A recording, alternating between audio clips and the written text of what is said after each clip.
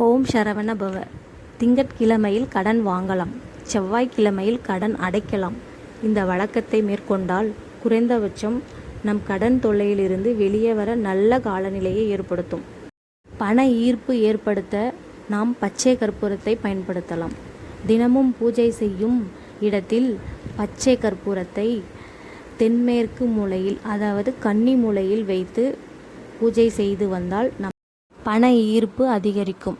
அதே போல கடல் நீரை கொண்டு வந்து வீட்டை துடைத்தால் கூட வீட்டில் நல்ல மாற்றம் ஏற்படும். ஒரு பச்சை நிற பட்டு துணியை பன்னீரில் நினைத்து காய வைத்து பிறகு அதில் வெந்தயம் போட்டு மூட்டை கட்டி கல்லாப்பெட்டி, வியாபாரம் செய்யும் தலங்களில் கல்லாப்பெட்டியில் வைக்கலாம். பண ஈர்ப்பு ஏற்படும்.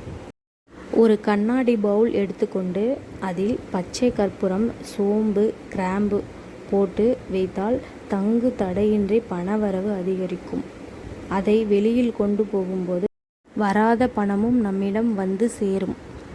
வியாபார ஸ்தலங்கள் வருமானம் அதிகரிக்கும்.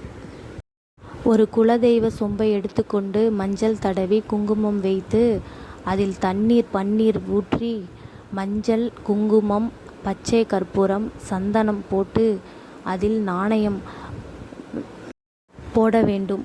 நாணயம் போடும்போது ஓம் மகாலட்சுமியே நமோ நமக என்று 3 தடவை சொல்ல வேண்டும்.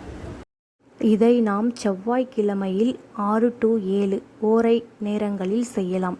இவ்வாறு செய்தால் நம் கடன் முழுமையாக அடையும், பணவரவு அதிகரிக்கும், வீட்டில் செல்வம் செழிக்கும், பணம் தங்கு தடையின்றி நம்மை வந்து சேரும். நம்பிக்கையுடன் செய்யுங்கள், உங்களுக்கு நல்லதே நடக்கும். முருகன் இருக்க பயம் ஏன், யாம் இருக்க பயமேன். ஓம் சரவண பவ.